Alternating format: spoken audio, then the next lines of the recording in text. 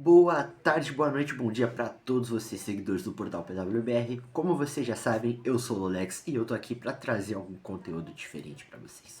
Hoje nós vamos falar sobre uma coisa que para muitos é uma mudança enorme no ponto de vista de como ser fã de wrestling, porque muitas pessoas que assistem wrestling hoje são viúvas do Shield, e se não são viúvas do Shield, são haters do Shield. Então, de qualquer forma, o Shield está muito ligado a vocês. E qual que é o ponto final do Shield de verdade? É a saída do Dean Ambrose / Jon Moxley da WWE. Então é sobre isso que iremos falar hoje. Para você que está meio perdido no tempo e não sabia que o Dean Ambrose saiu da WWE, sim, o Dean Ambrose não tá mais na WWE e o Dean Ambrose não chama mais Dean Ambrose. O Dean Ambrose agora se chama Jon Moxley. E para você que não tá ligado, ele saiu, por que ele saiu? Para eu te explicar, a gente vai ter que voltar um pouquinho no tempo. Mais especificamente pro Raw do dia 22/10 de 2018. 22 de outubro de 2018, para você que não conseguiu captar rapidinho.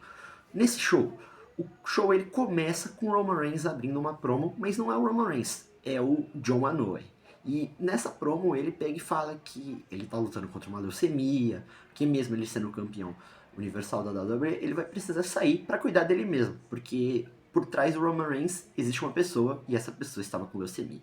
Nisso, o tanto de Ambrose quanto o Seth Rollins vão abraçar ele para falar: não, mano, tá tudo bem, depois você volta, tá tudo de boa e hoje a gente vai ganhar o título de duplas em homenagem a você.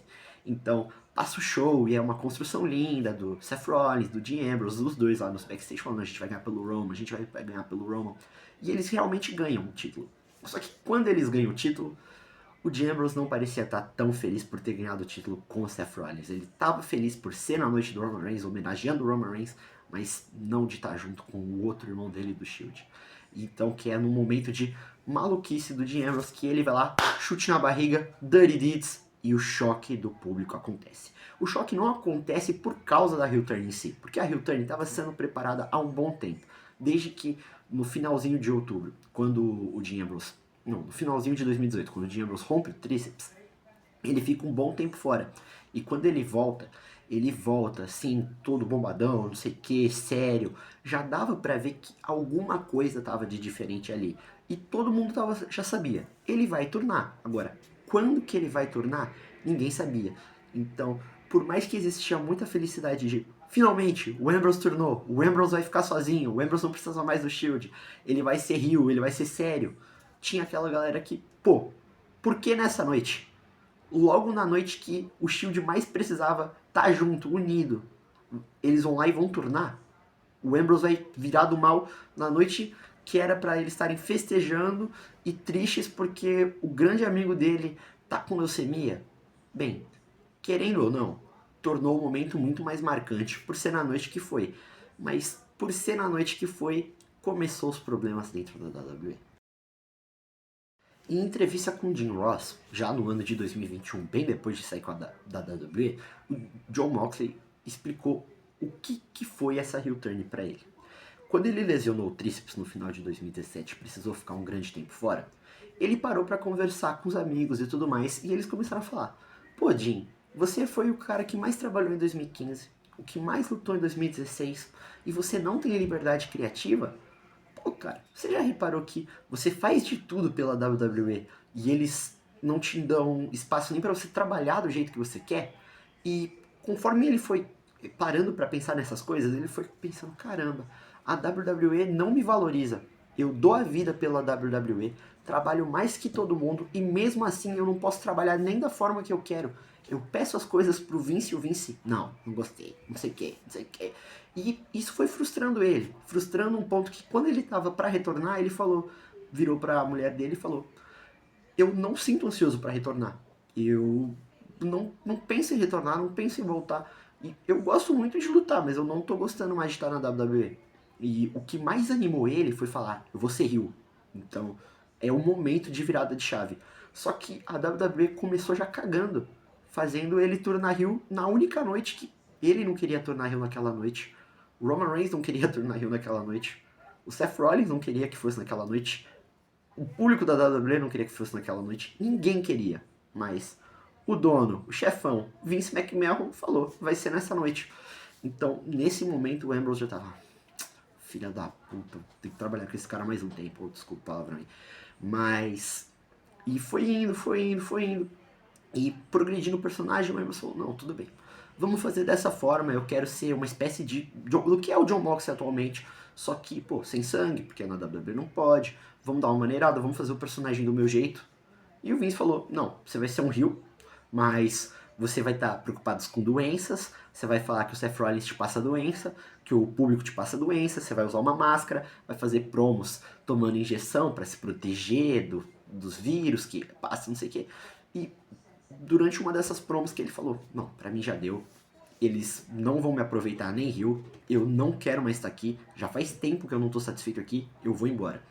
Então, ele turna Rio, ganha o título intercontinental que tava com o Seth Rollins, acontece mais algumas coisas, mas antes mesmo da WrestleMania, ele turna Babyface, então menos de 6 meses de Rio, ele turna Babyface pra ter um último combate da Shield, que foi num live event, ele mesmo falou que ele ganhou o mínimo que a WWE podia pagar pra ele por essa última luta, que era $500, e foi embora. A fase do Dean Ambrose na WWE terminou da pior forma possível. Eles escantearam ele, prometeram que iam fazer dele uma pessoa grandiosa e tudo mais, mas não quiseram fazer nada do que prometeram e ele saiu da forma pior possível. Querendo cumprir com o contrato dele, ele ganhava um monte de dinheiro, ele queria estar lá, mas ao mesmo tempo, se os caras não vão deixar ele ser feliz trabalhando com o que ele mais gosta, ele preferiu abrir mão de um monte de dinheiro, mas apostar que ele mesmo ia conseguir trabalhar da forma que ele gosta em outro lugar. Então, no dia 1º de maio de 2019, o contrato de Dean Ambrose chegou ao final com a WWE. E ele postou esse vídeo aqui no Twitter dele.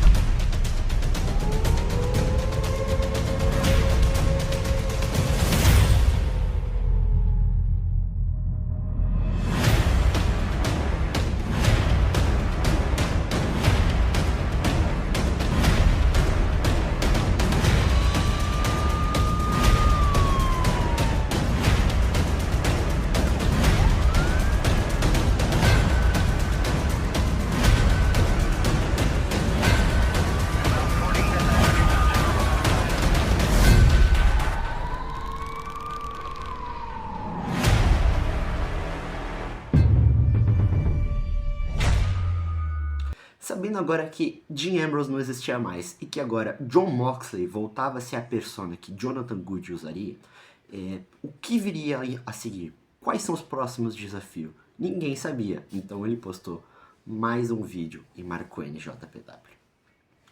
Depois...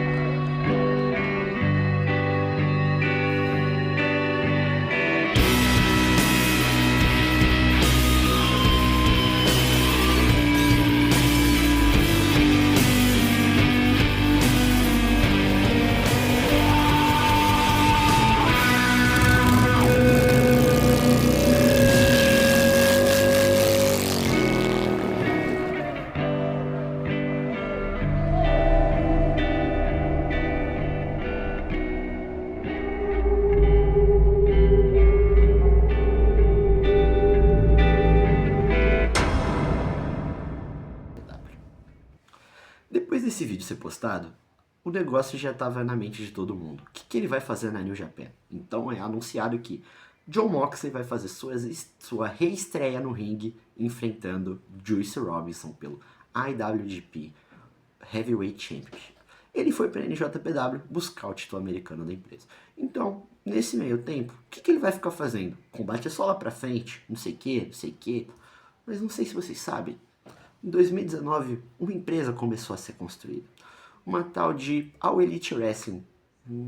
Esse nome é familiar para vocês? Porque para mim é. No main event desse pay-per-view, Kenny Omega contra Chris Jericho. Chris Jericho ganha o combate, parece que vai acabar tudo do nada. Desce um maluco lá das escadas, igual uma certa stable fazia na WWE. Familiar para vocês? E sim, Jon Moxley estreava na AEW. Ele deu um cacete no Kenny Omega, ele deu um cacete no Chris Jericho e ele se fez presente na grande empresa do momento, sem ser a WWE. Mas não quero falar de AEW hoje, todo mundo fala, o nosso foco é o que o Jon Moxley fez fora das grandes empresas, entre aspas, porque a NJPW é gigante. Quando o Jon Moxley foi para a NJPW pela primeira vez, ele já chegou lá com dois pés na porta. Ele chegou sendo ovacionado pelo público, o público todo torcendo para ele. Isso que o Juice Robinson era muito querido pela plateia e pela crowd de lá. Ele era um exemplo de gaijin. Um gaijin maravilhoso, bonzinho, que representava o público americano. Era gente boa com os japoneses, era tudo que você queria como um babyface na empresa. E mesmo assim, todo mundo estava apoiando o Jon Moxley nessa match. Essa match também é o motivo do vídeo acontecer, porque eu assisti com uns amigos que eu adoro, que é o Felipe, o Cirilo e o Gabriel, e falei, mano, vou fazer um conteúdo legal do Jon Moxley. Mas voltando pro vídeo, quando isso acaba, o Jon Moxley pega e fala, começa a dar um cacete no Juice Robinson, e o Juice Robinson ele não precisa se provar só em ringue, porque ele tá enfrentando um cara ex-WWE, empresa que ele também tava e foi dispensado lá atrás antes de ir da NJPW. Ele também precisava se provar pro público, que o público tinha que torcer para ele e não pro estrangeiro novo. Então ele começa a ficar afobado, mas é um afobado que não estraga a match, deixa ela melhor ainda, porque dá pra ver que ele tá nervoso para trazer o público de volta com ele. Então ele erra a dive, ele vai dar um cannonball no Moxley, ele erra, ele se acerta só a mesa, mas o Moxley cai, tipo, caramba, toma um susto. E em muitos momentos parece que o Juice Robinson vai ganhar e o Moxley vai lá e dá uma cadeirada, o Moxley vai lá e pega uma mesa. Eles conseguiram explorar muito bem isso. E quando o Juice Robinson estava voltando de novo a ganhar o controle, o Jon Moxley mostrou uma coisa que nunca tinha mostrado antes, que era um lado técnico. Ele começou a fazer um monte de submissão, submissão, submissão. E do nada, Dirty Deeds. Para vocês que não estão familiarizados com o nome, Dirty Deeds era o finalizador do Dean Ambrose lá na WWE. Então, 1, 2, kick out. Ué, como assim?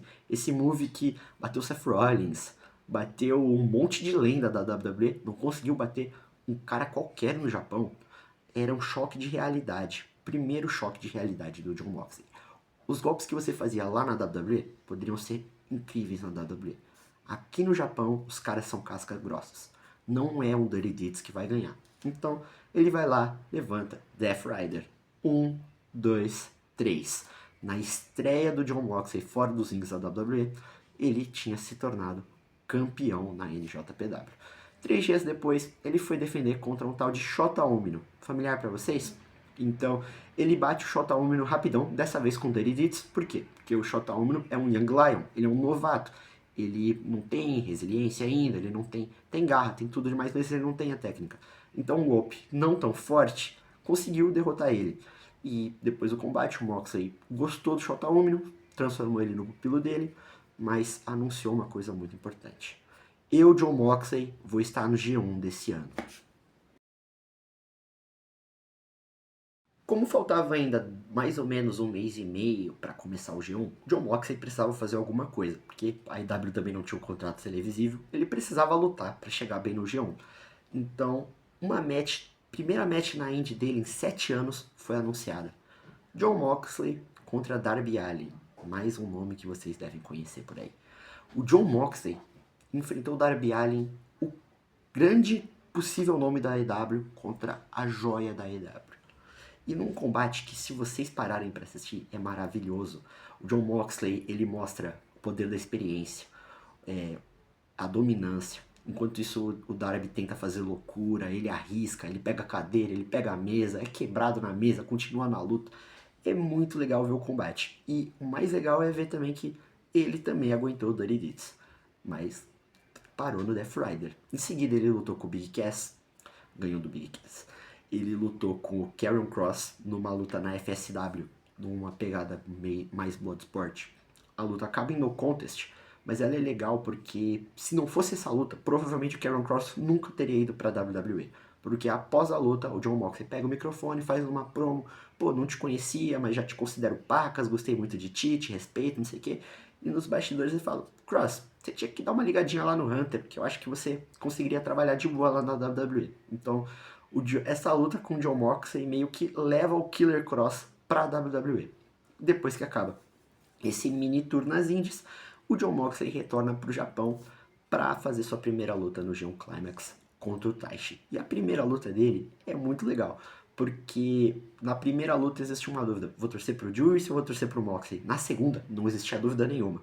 O Taishi era um heel consolidado da Suzuki Gun, e o Moxley era um cara que, pô, tava na WWE, era bonzinho dos caramba, todo mundo queria torcer pro Jon Moxley. Então, eles começaram a luta já com o Taishi atacando o Moxley durante a entrada, cataram a mesa, cataram não sei o que, fizeram cara e boca. No final das contas, o Jon Moxley ganha, mas nessa luta dá pra ver mais do que na primeira. Na primeira contra o Juice Robinson e nas outras, dava ainda pra ver que tinha alguns pontos de Dean Ambrose nesse novo Jon Moxley. Mas nessa, não é o Jon Moxley lutando. É totalmente o Dean Ambrose. É o Dean Ambrose na New Japan. É caras e bocas, é momento de dar risada, é muitas coisas divertidas. E é isso que faz o bom do Pro Wrestling. Porque você percebe que ele não tá só se adaptando a um lugar novo, uma empresa nova. Ele tá precisando relembrar o que é ser ele mesmo, o que é ser Jon Moxley. Ele ainda tá com muitos trejeitos do que ele fez na WWE por mais de 7 anos. E agora ele tá fazendo tudo diferente, numa empresa diferente, num continente diferente, para fãs diferentes. É do caralho. Ele ganha essa luta. Depois ele pega o Tomohiro Ishii, faz um benguezaço absoluto. O cara foi tão bem numa das primeiras lutas deles fora da WWE, porque ele começou a aplicar meio que uma formulazinha. É muito brawl, porradaria franca e muitas coisas do lado de fora. E essa luta, ele derrota o Ishii, que era Never Champion na época, então ele já derrotou um campeão da NJPW, ganha 5 stars do Meltzer, vai lutar contra outro cara, que foi o Naito. Bateu o Naito, numa luta também maravilhosa, primeira luta dos dois, dá pra ver que, tipo, você olha assim, pô, não vão ter química nenhuma. E eles tiveram muito. E o Naito era campeão intercontinental da NJPW, então, nas primeiras lutas dele na NJPW, ele ganha um título e ele bate 2 campeões. Não bastando bater 2 campeões, ele ainda vai pega o Shingo Takagi, que foi o cara que ofuscou a estreia dele, porque ele fez um super combate com o Will Ospreay na final do Bash of Super Juniors, e pouca gente lembra desse combate do Juice Robinson contra o Jon Moxley. E ele bate o Shingo Takagi também, com direito a finalização com submissão, porque o Shingo conseguiu sair do Dareditz, novidade, todo mundo sai desse golpe. E nesse momento, o Jon Moxley ele já acumula um monte de vitórias e provavelmente tá pronto para passar de fase. E tudo isso com o Shota Umino ali do lado dele, tudo demais.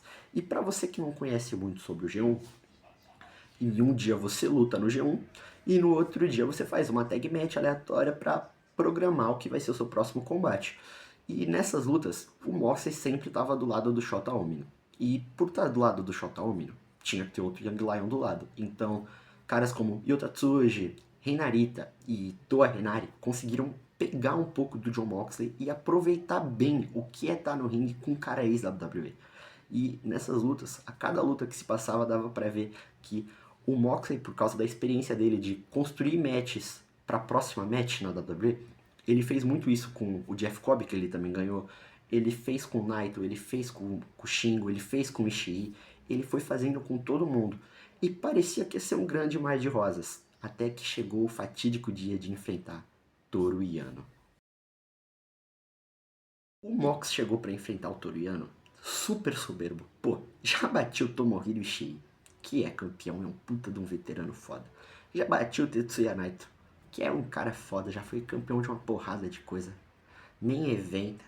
Já bati o Shingo Takagi, que tem um puta nome fora da NJPW, finalista do Bash Super Juniors. Bati o Jeff Cobb, que é um monstro.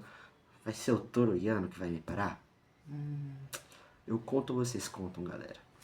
Na primeira match que eles fizeram uma tag Renarita e Toru Yano contra John Moxley e Shota Umino. Foi muito engraçado que o Moxley tenta comprar um DVD do Toru Yano, aí o Toru Yano rouba o dinheiro dele, rouba o DVD. É uma loucura. Que acaba num low blow do Toru Yano. 1, 2, 3, ele pinou o Shota Umino, mas ganhou do John Moxley indiretamente. No dia seguinte, o John Moxley veio e eles começaram a correr ao redor do ringue. Acho que foi a match mais Ambrose do Moxley sendo Moxley. E, tipo, eles começam a correr lá do ringue, o Moxley dá uma surra no Yano, low blow. Aí todo mundo pensa que vai acabar. 1, 2, não acabou não. Aí corre de novo, eles vão pro lado de fora. E o Toru Yano é um gênio, ele é um gênio. E pode não ser o cara mais divertido de assistir, mas ele é um gênio. Ele dá um low blow no Shota e no Moxley. E ele amarra a perna dos dois. Então o Moxley não consegue voltar pro ringue, porque ele levou um low blow e ficou com a perna amarrada. E o juiz contou até 20. O Moxley não voltou. A primeira derrota do Moxley no G1 foi para ninguém mais, ninguém menos que Toru Yano. E isso foi abalando o Moxley, porque ele tava sem perder para ninguém. E ele perdeu a primeira luta dele numa luta que ele não merecia perder. Ele tava melhor, tava tudo mais, mas as traquinagens do Toru Yano fizeram que ele perdesse. E a luta seguinte dele, ele perde de novo pro Jay White, numa luta que foi meio roubada, teve interferência do Gedo. E depois ele vai pegar o Goto, ele perde do Goto, dessa vez totalmente limpo. E nisso, ele era líder do grupo e ele estagnou ali com 10 pontos. E ele empatou com o Jay White tá com 10 pontos, ele com 10 pontos. Chega na última luta do G1. Quem que o homem tem que enfrentar? Juice Robinson. E ele chega na luta. Se ele ganhasse a luta, provavelmente ele teria avançado de fase. Mas ele chega na luta, ele não quer ganhar a luta pra vencer o G1. Ele quer trucidar com o Juice Robinson. Então ele bate, não ganha. Bate, não ganha, não ganha. E ele começa a ficar frustrado. Traz mesa, traz cadeira, traz não sei o quê. E o juiz jogando tudo pra fora. E ele jogando mais coisa pra dentro. E quando vai ver, rolamento. 1, 2, 3. O Moxley perdeu. E jogou o G1 Climax dele fora. Porque ele foi ficando frustrado, porque o mental dele já estava sendo abalado desde lá de trás, quando ele perdeu pro Toru Yano. Aí ele perde pro Jay White roubado, ele fica puto. Ele perde pro Gedo, não, pro Goto, de uma forma limpa. Começa a ficar mais transtornado ainda. Então ele chega na luta pra enfrentar o Juice Robinson, que é meio que o rival dele na época. Já, sim, eu quero ganhar, mas eu quero bater no cara. Minha diversão agora é bater no cara. Eu já tô louco das ideias. E depois que ele perde a luta, o Juice Robinson sai correndo e tudo mais, e fala, eu quero minha revanche pelo seu título aí. E o Moxley falou, eu aceito, se for sem classificação, porque você perdeu, porque eu não pude usar minhas coisas em você. Mas se eu puder, você tá fudido na minha mão. E o Juice Robinson, não, beleza, o combate tinha marcado. Só que na semana que o combate está marcado, John Moxley vive nos Estados Unidos, óbvio, ele é americano, não tem porque ele viver nos Estados Unidos se a NJPW não faz show todo dia, tudo mais. Quando ele vai voar, começa a ter um tufão no Japão. Então o voo dele acaba sendo cancelado e a NJPW tira o título dele. E quando tira o título dele, o Juice Robinson já estava lá no Japão, que ele estava morando por lá, e o Lance Archer estava lá também. Então a NJPW substitui o John Moxley pelo Lance Archer. E a luta continua sem desclassificação e tudo mais. E o Lance Archer derrota o Juice Robinson numa luta que provavelmente seria o John Moxley derrotando o Juice Robinson. E a luta deveria ser maravilhosa, igual a primeira deles foi. E tudo bem, continuam as coisas, passam uns meses, o Moxley não pode voltar pro Japão, que tá naquele clima merda, pô, tomaram meu título, não sei o quê. Ele luta uma luta maravilhosa com o Penta, na mesma Indy que ele lutou com o Big Cass e com o Darby Allin, mas depois passam uns meses ele volta pro Japão. E ele volta pro Japão, é o primeiro momento que você vê um John Moxley fora da WWE. Antes você via um John Moxley embrosado, vamos usar esse termo assim. E quando ele volta já de calça, porque ele tá voltando de sunguinha. Ele dá um cacete no Lance Archer, dá um cacete no Minoru Suzuki e fala, eu, você, Wrestle Kingdom, Texas Deathmatch, eu vou pegar meu título de volta. Pra você que não sabe, Wrestle Kingdom é meio que a WrestleMania do Japão.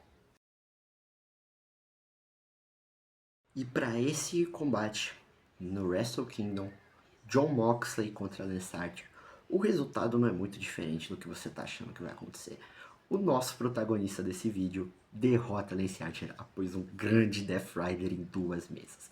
E é nesse momento que, se você for parar pra pensar, é que eu não posso detalhar todas as lutas, porque senão vai bater 1 hora de vídeo, não é isso que vocês querem ver. Mas dá pra ir se notando uma tal de fórmula de Jon Moxley de se lutar. Para reaprender a ser ele mesmo, o Moxley começou a fazer sempre o mesmo estilo de luta. Brawls intensas e muitos objetos do lado de fora. Assim como existe a fórmula Logan Paul, que é fazer um monte de moves, a fórmula Randy Orton, que é levar, bater, apanhar, arqueou e acabar a luta. Então, a fórmula Jon Moxley já estava bem desenhadinha.